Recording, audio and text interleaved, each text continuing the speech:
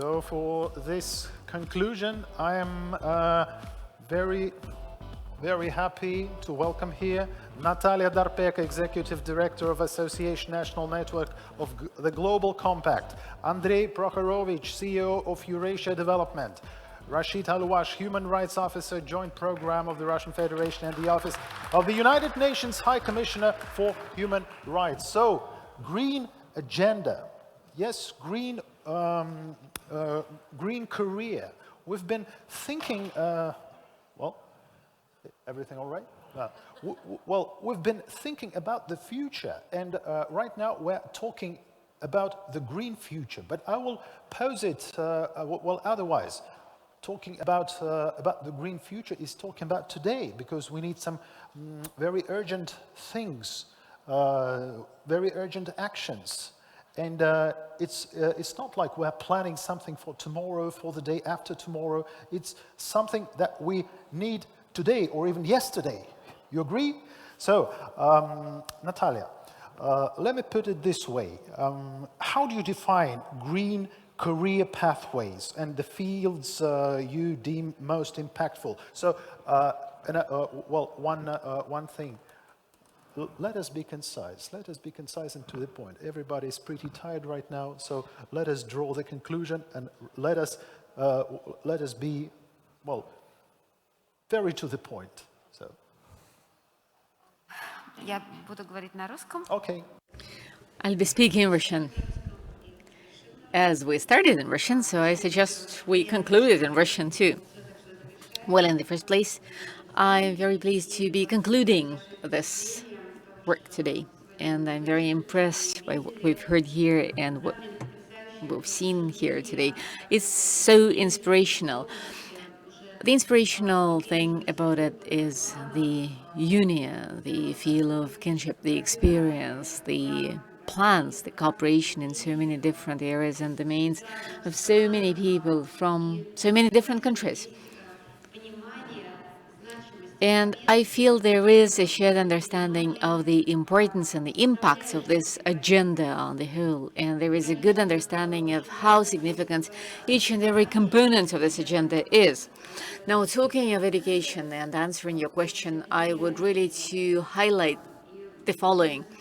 And I believe these are the things that can bring everything together, consolidating the main provisions of the global agenda and the main standpoints of the business agenda, to make sure people get an education today to further go and apply it in their further profession, wherever our students and school children are going to end up working. We ought to understand the green agenda is comprehensive, it's complex, it's integrated. In fact, ecology and the environment is all about a human being, because it's everything around the human being. It's the production and manufacturing safety and security, it's the healthy environment and healthy lifestyles, it's the healthy mental states. So regardless of where one specializes, we talk about the green agenda because that's the cross-cutting theme across the board.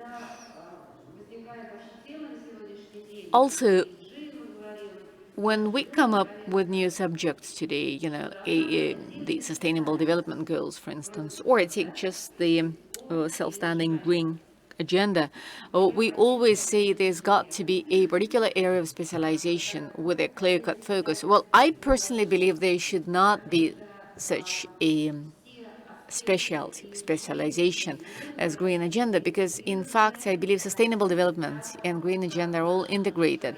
They're very close-knit and they're integrated into each and every stage of the human life cycle, as well as into all these stages of all the business processes and operations. So the students of any discipline should understand that creating the value of what's produced or what's manufacturing, the logistic chains, the production manufacturing processes and operations, the materials we operate with, the services we generate, the product as we get it, the application of this product, the disposal of this product, the recycling of this product.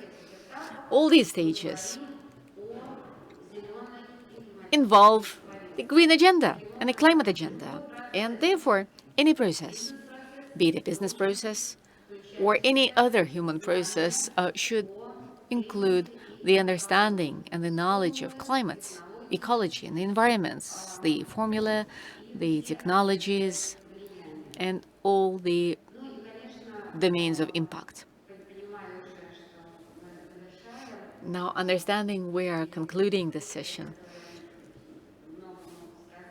and understanding there are other speakers who can say a lot more in this, I just conclude by saying that today we're witnessing the alterations and the changes to the international global legislation. So regardless where our students work, they've got to be well versed in environmental law. For instance, take climate. The European Commission directive has launched, directive is in place these days, CSRD, it's abbreviated as, whereby all the states will have to report on the supply chains and the climate agenda in terms of human rights, because humans have a right to enjoy climate and a safe and healthy environment, like Rachid said. And I believe this should also be made part and parcel of educational processes. That is the understanding of the legal nuances at every stage throughout the business chains. And everyone should know how to apply this competence in practice. I mean, you cannot just rely on corporate lawyers who will advise where and when the international law might apply. In fact, we've got to have our own understanding of this, the understanding of the domestic and global law on climate and the environment. Now, representing the Global Compact of the United Nations, I ought to highlight the opportunities brought in by this very initiative in terms of the lawmaking and the green agenda. The Global Compact provides some excellent educational resources through self-standing programs, as well as under the Global Compact Academy, which brings together the best universities and the best education institutions of the world. Unfortunately, the Russian educational institutions are not represented there yet. There is no Russian higher ed institution that could be integrated into the educational process of the Global Compact Academy that could produce and present its own programs and curricula and be involved in the expert evaluation of the available programs and curricula submitted, and witnessing the amazing resources of Rosatom in terms of the administration, organization, and education, I believe the Rosatom Corporate Academy would make a dignified participant of the Global Compact Academy, which is very much what I wish for. Inspirational speech. I will switch over back to English. And I think that the green agenda, green jobs, green career is a very good topic for a separate global impact conference, for the whole global impact conference dedicated to this topic, because it's huge. It's really huge. So, but still, what steps are we needed to do? As you said, this is the human right, and I would say that this is the human obligation. Where there is right, well, it's like 50%, 50%. 50% of right, 50% of obligation. Mr. Alouach, I would address this question to you. What gaps do we need to fill to start to move actively towards this direction? I mean, green economy.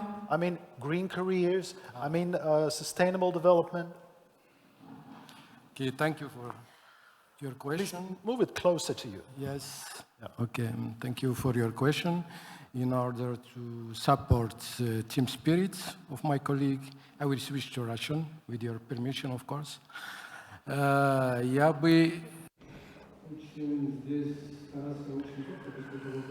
I'll try to be very brief because this is a very complex matter.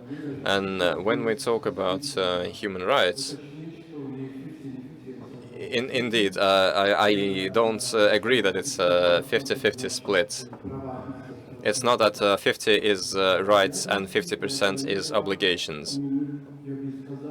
Human rights, I think we need to use a different destination, a different definition that clearly defines that the state is the one that has the obligation and the human is the one that enjoys the rights. And the state must ensure the conditions so that the human could exercise all of the rights without restriction. So I will continue in the same aspects that we need to consider all the processes and the transition, because the transition is a challenging process. So I would view that through the lens of human rights. I have been listening since the very morning. I found quite a lot of insightful things. I found many new things, and we heard from experts, we heard from specialists, we heard from the experts community, we heard from the business. We heard from representatives of other communities who talked about various aspects of education and what we need at the moment in terms of our transition to the green economy and sustainable development. And there were many viewpoints that really highlighted a multidisciplinary approach. And my apologies, I'm perhaps taking longer than I intended, but in terms of human rights, this is the approach that there is. So any change, any transition should be for the individual. The individual should be at the center. It's not for certain business. It's not for some particular interests, some momentous interests, but there should be a long-term approach, and it should be for the individual. And today, the humankind really understands that. We can see that our important audience today is youth, and we can see that the youth knows about their rights. They know how to defend their rights. And I can see that this is a very conscious audience. So any movements must take on board their interests. So if we talk about green economy, if we talk about sustainable developments, then any approach in these areas is only viable when there is a very close cooperation with the government on the one hand, and on the other hand, there must be business involved, because the business is a driver of innovation. And of course, the employees or future employees, I mean students. So it's those three pillars of this, or any movement should work together. And what could bring them together is a new social contract that we need to have. Without that, we wouldn't be able to move forward effectively. And we know that all those parties agree that the new social contract is needed, that interaction is needed, that you can't, or any of them cannot do it alone. So that is one. I would like to reiterate that all cooperation and collaboration should be aimed at implementing human rights. And we are transitioning to what? To a common and shared future. And if we go there together, then we should collaborate, and there should be one goal. So I do hope that and again, the participants mentioned this as well, and those who are with us here in the room and those who are joining us online. So if we agree that we have one goal and we should collaborate closely, if we agree on that, I believe the conference fulfills its ultimate goal. I'm confident of that, and again, I'm very grateful for the opportunity to be here, to listen to you, and to engage in discussions with you, both formally and informally. And of course, events like these that bring us together, regardless of where we are physically, this is yet another step forward for our common future. And of course, to listen to you. We have now arrived at a very good word which puts the human in the center, or human centricity. So it's about finding a well-paid job or building a business that makes money not just for yourself but for others. Now, if all of this puts human in the center, I think that ancient Greeks called this anthropocentricity. So it must be a mixture of Greek and Latin that I have coined. And I guess now is the time to perhaps criticize those words, those expressions a bit, because currently many countries face an energy crisis. Can we or should we perhaps postpone the green agenda that is on the minds of many people? And the question that I want to ask of you, Mr. Prokhorovich, is to what extent this green agenda matches or doesn't match the demand and the agenda of the business. Let me try and respond for a particular region. What we come across, talking about the green agenda, it has been discussed a lot, the ESG. Last year, many fora, many congresses, many conferences, ESG, green financing, you name it. But ultimately, in early 2022, if we looked at green financing, it went down globally. There are these SLL loans, that is loans that are extended for sustainable development. All of that went down, and the reason is clear. Energy security has again come to the forefront, and Europe started putting back on track their coal mines. But there is a country that didn't just bring down, but doubled its SLL loans and green financing to $3 trillion in one single country. That's China. That is the only country that today continues to follow its program that it set in front of itself, regardless of anything. I guess this is something to learn from, on the one hand, something to pay attention to, and something to work with. I guess we can take different perspectives to that, and whether or what do we need this for, and what would we do with that? Do we want to raise green financing from them? Do we want to sell to them products that reduces the carbon trail for future re-exports?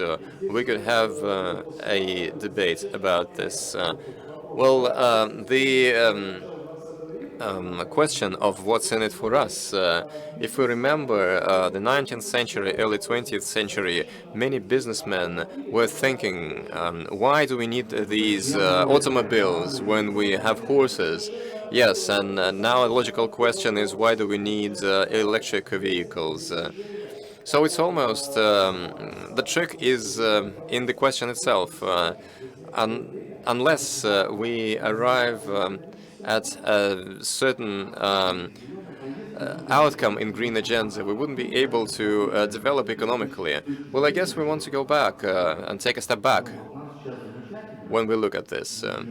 We could say that we are doing okay at the moment. That's us. But where would our grandchildren would live? Let's look at least 50 years out. If we maintain the current level of consumption and energy usage, where would we, the humanity, live? Whether we transition to the new practice, the new paradigm or not. Let's remember some recent plants that have been built in Russia, in the automobile industry, in Lipetsk, one in Lipetsk and one in Moscow. They make electric vehicles. So whether we want it or not, we start creating a new paradigm within the green agenda. And if we rewind a little bit on the green agenda, and I guess China is really the trendsetter here.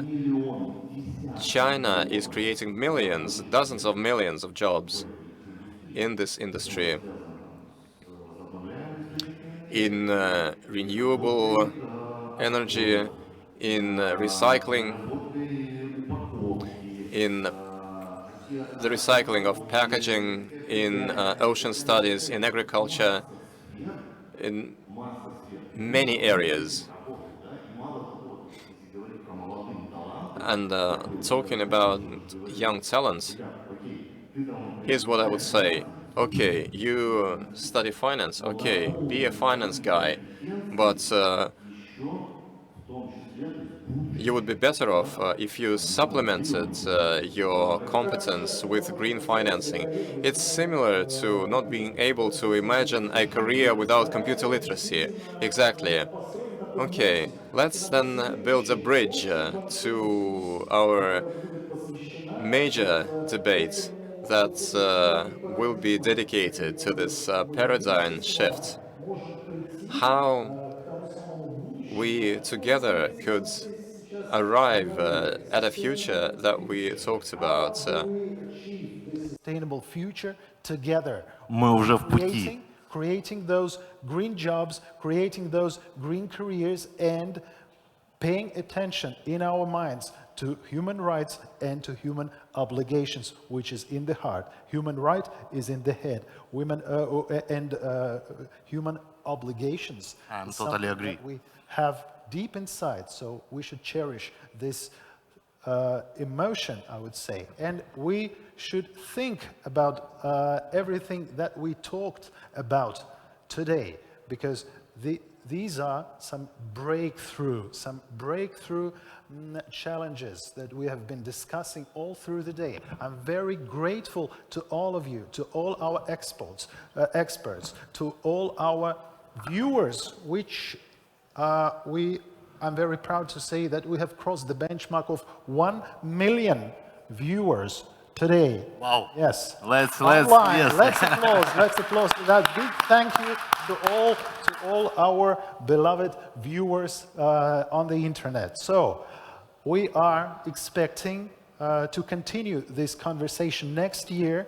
We'll be focusing on very important topics which are very vital for our existence, our coexistence, and our existence on this planet. So, thumbs up to everybody. Thank you. Thank you for your insights. Thank you for your wonderful speeches, for your wonderful thoughts. This will be the final words said today. I'm sorry to say so. in some time we'll be meeting with you at our networking party. Yes, and so please, again, applause, big applause to each one of you. Thank you, guys.